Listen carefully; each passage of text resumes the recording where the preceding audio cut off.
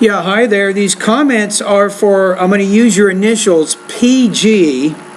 And this is Michael. I am the founder, owner, and the materials writer for all of your lessons at Stealth, the 7-step system to pass the TOEFL IBT. I just read your independent writing practice set number 28.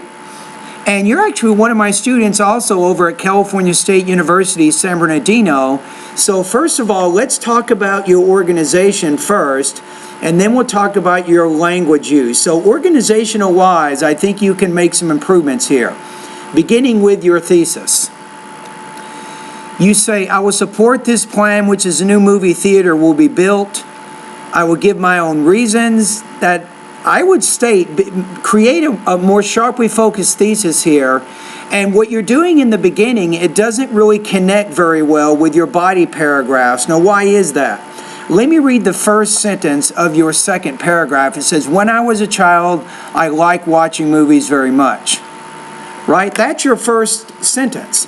Now, what you do in the beginning of the paragraph, that creates the tone. You're stating a fact, which gives you more of a factual tone, not an argumentative tone.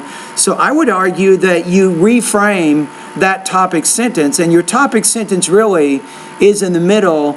You say that watching a movie theater is a wonderful film with my parents. You might say in the beginning as a topic sentence, you might say, first of all, if a movie theater is built near my neighborhood, I will be able to spend more time with my family. To me, that would be a good topic sentence. Now, let's go to your next paragraph, paragraph 3. You say, world today, people have many works to do every day. Again, how does that relate to the movie theater and building a movie theater and why it should be located near your community? So, you might change that topic sentence to say this. Another reason why a movie theater should be built near my neighborhood is it will improve my relationships with my friends. Right? Use that as your topic sentence. And then in your fourth paragraph, you say a good hobby is helpful for us, and I think watching movies can be a good hobby for me. So in this case, you might say, if a movie theater is built near my neighborhood, it will help me to develop a new hobby, which is helpful. And then you discuss that. So your first problem is two fundamental problems. Is you need a much more sharply focused thesis. You need to create arguable topic sentences in those body paragraphs, which you're not doing.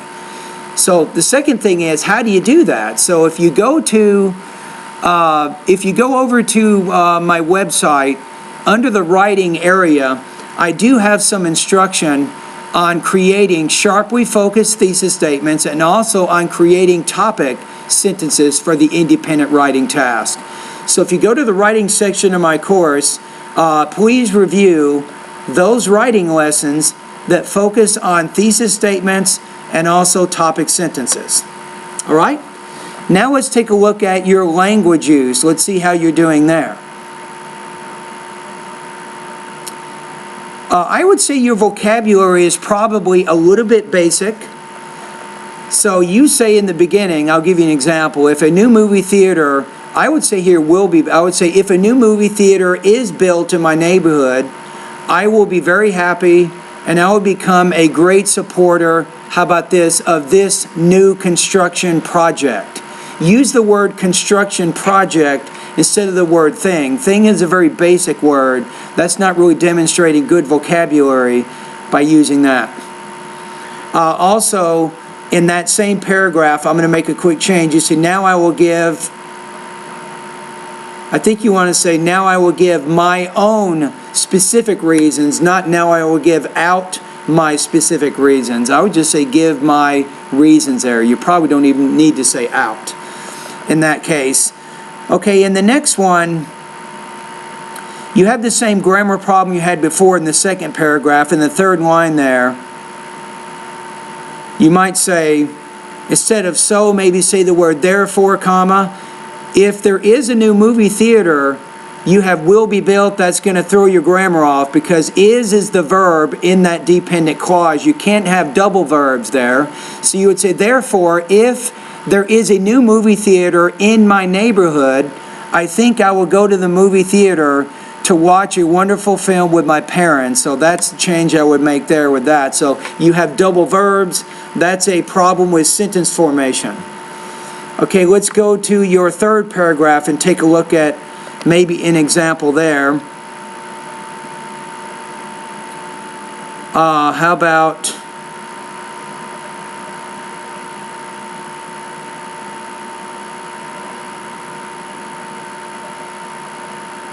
in the first one you say world today? I would say in the world today, people have many work.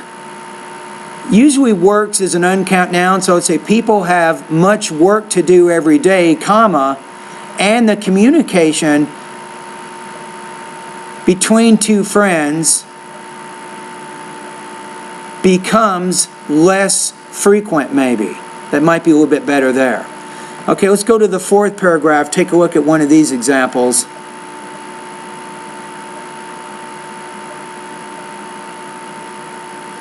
Yeah, here's a possible change you could say here to demonstrate a little bit more advanced grammar. You could say, when I feel very tired about my study and I need to take a break, comma, I can go to the movie theater to watch a funny movie, comma, which can make me feel relaxed.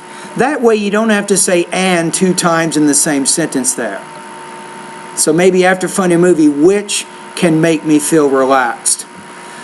In the final paragraph, again, the same question, the same problem with if. You might say, so in my mind, I would just say, to sum up, or in conclusion, or consequently, or as a result, if there is a new movie theater in my neighborhood, you can't say will be built and then is. So, and this is the problem too, is you're copying almost the same sentence. You did it, and really, this is really not good for you because you want to demonstrate you have sentence variety, but you're saying in that second paragraph, so if there's a new movie theater will be built in my neighborhood, so that's incorrect grammar, right? And you use exactly that grammar in that third paragraph, so if there is a new movie theater will be built in my neighborhood, so again that's incorrect. And you even used that same grammar in the fifth paragraph, if there's a new movie theater will be built. So the message here is you want to show syntactic variety. You don't want to use, the same sentence structure almost every time in the writing. And unfortunately for you, you used an incorrect sentence 3 different times in this particular essay, right? Okay, so what do we have here? You do have some problems, as I pointed out, with your organization. That's a pretty serious issue you really need to resolve. You also have some language use issues. So remember to take my suggestions. Review those lessons about thesis and topic statements in the writing section of my online course. Make sure you do that.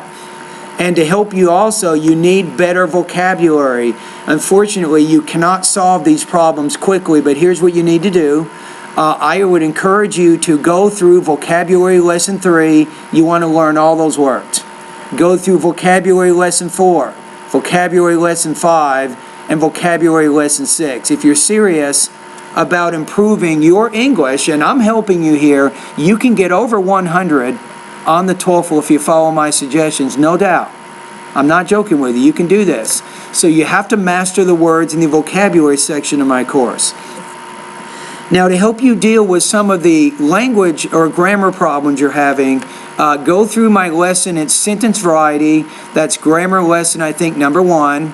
And also go through my grammar lesson number 7. Now, that one you cannot complete easily. You have to spend time each week for maybe a month or so before you will be able to go through all those lessons. But if you do those things, you will get better.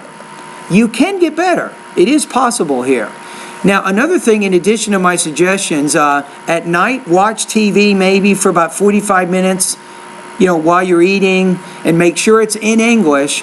And also read newspapers, magazines, and books in English. This is very good because this is going to help you develop a little bit better command over the vocabulary and the grammar of academic English. So your score, let's take a look at that.